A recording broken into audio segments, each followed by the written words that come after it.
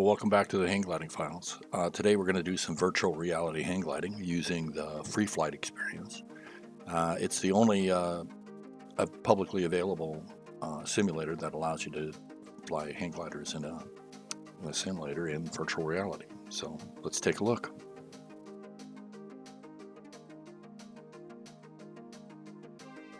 First off, everything that you're going to see in this video is on beta software. This is not finished software by any means, and we're not here to review it or to critique it or anything like that. We're just going to let you have a first peek at us using it and what kind of experiences we have. But we're going to start with getting into the option of being able to set up your controllers. And what you're really trying to do here is define the relationship between yourself, the space that you're playing the game in, and your hand controllers, and then all of that together in relation to how it is positioned next to the glider and how it controls the glider. And so you have to set your height above the bar, how far in and out you are from the bar, and you're trying to replicate flying in a prone position, but you're actually sitting up in your chair, and your three-dimensional perception of what's happening is you're all being translated through your arm position as it relates to your head, and how you move those hand controllers to affect, roll or pitch, dive, things like that. And so you have to kind of have that all set up, and it's different for everybody, and it's different for every environment.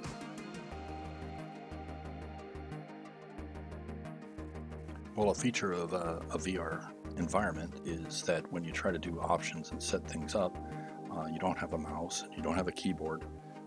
They're virtually impossible to use in VR. So you use your controllers in kind of this manner with a pointer and a click, and that kind of defines how the UI has to work.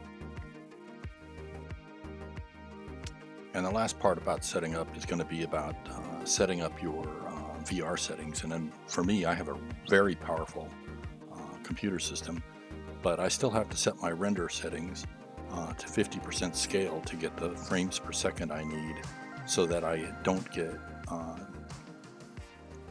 vertigo and sickness while I'm flying. So you have to get the highest frame rate that you can possibly get. All right, I'm going to throw this in there. The software comes with a aerotope feature, which is spectacular. It's great because it's going to open up so many flying sites and have much more fun flying in this sim when you can do that. But I've never been able to get it to work. It's all me. Every time I try to take off, I crash, but it's going to be a great feature. It just illustrates that flying in VR in all of the forms takes some practice and learning some skills before you're able to actually successfully fly a hang glider in virtual reality. It does take some learning, and it takes a learning curve to be able to do it correctly.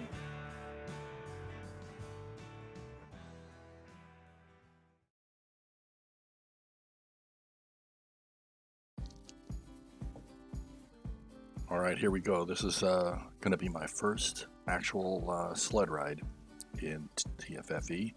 I'm going to actually launch and fly all the way to the LZ, and this is actually the first time I've actually done this in the simulator, so you're going to come along with me.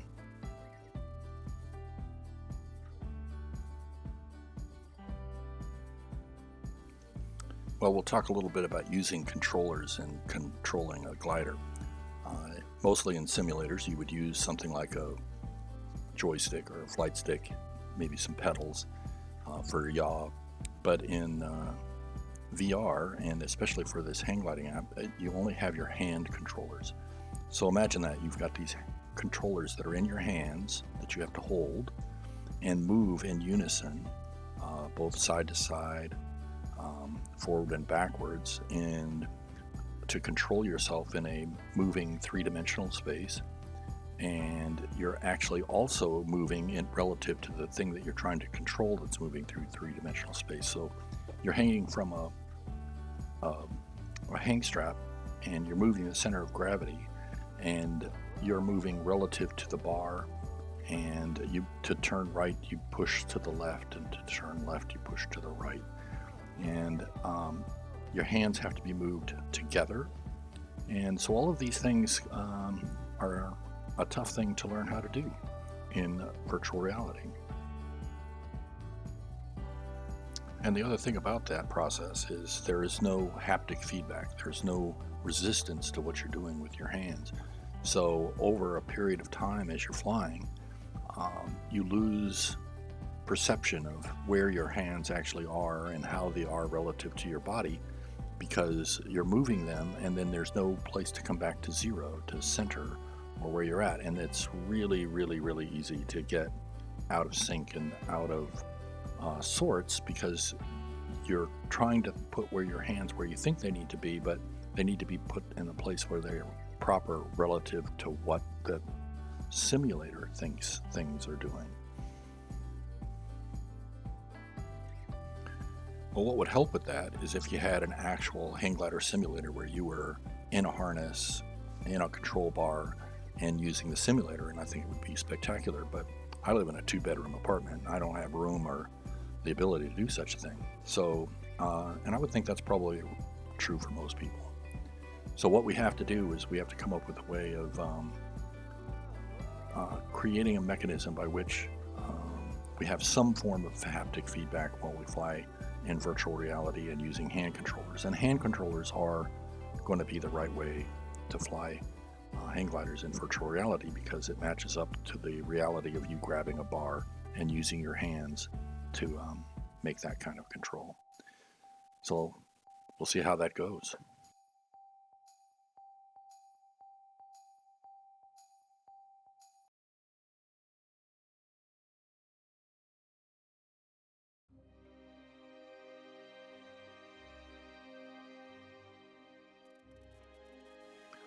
Well, then I thought maybe it'd be interesting to see how an absolute beginner responded to the simulator. So I got my wife, and she's had a bunch of tandem flights, but she's not a hang glider pilot. And the first thing we do is we get her in the glider, and just in the stationary mode, and get her used to the view of things in VR. So she's dealing with both never having done anything like this in VR, and not being a hang glider pilot. So everything about the controls, the view, what she's supposed to do, how things look, how things react, it's all brand new. So we'll see how it goes. I'm not really expecting much, because hang gliding is, by its nature, pretty technical and hard to do, and it takes training. That's why you have to go through lessons. We'll see how she does.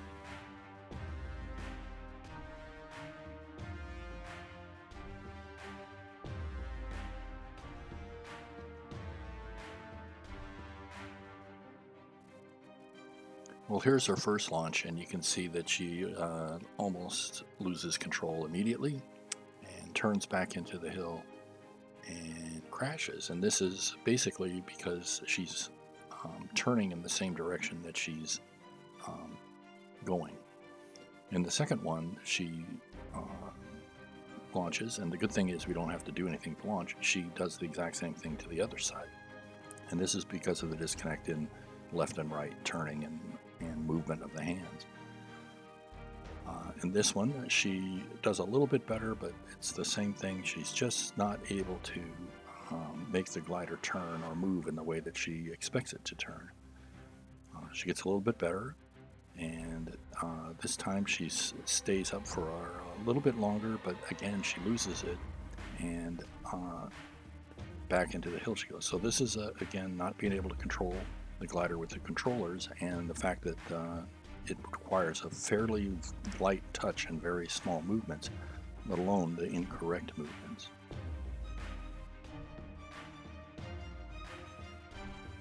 On this last try, I get her to just basically attempt to try and fly straight and level out away from the hill and make no movements whatsoever.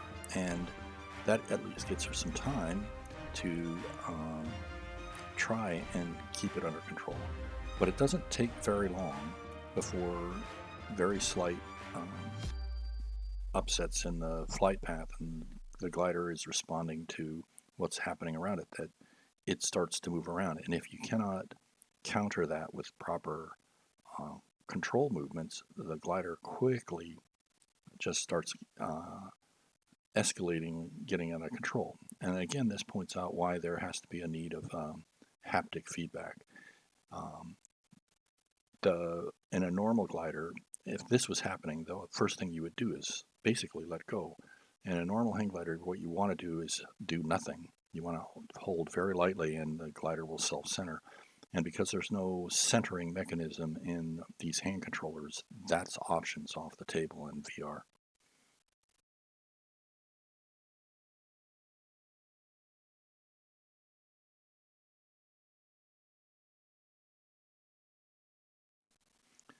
All right, I'm back in pilot command here, and the first thing we're going to do is we're going to try and do something a little more advanced. We're going to try and see if we can get some thermals and do some soaring and not just sled ride.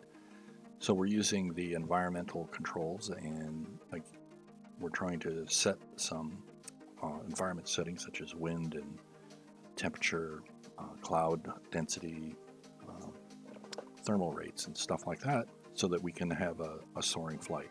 I didn't have a lot of luck setting that up. I used the soundings. I did get thermals, so that's a bonus.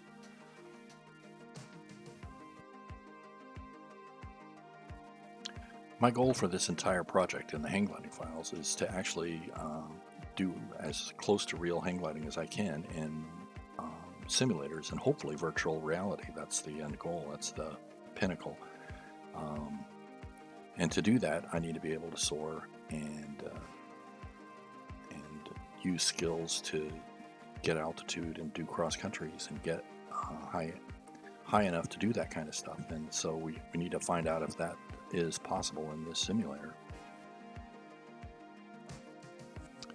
In today's flight, I don't catch any thermals and I don't get high enough, but you can see I've turned on the thermal indicators, and you can see how thermals are represented graphically here in the simulator as those bubbles, and it looks to me like they are following proper thermal rules. They're going up the ridges along spines. They're pulsating as they go up the hill.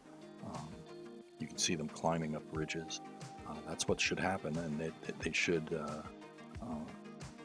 be realistic in that way. But as I flew through them, I was not able to catch any thermals, and I'm not 100% sure why that is, but most likely I'm going to write that up to just my lack of skill in this simulator.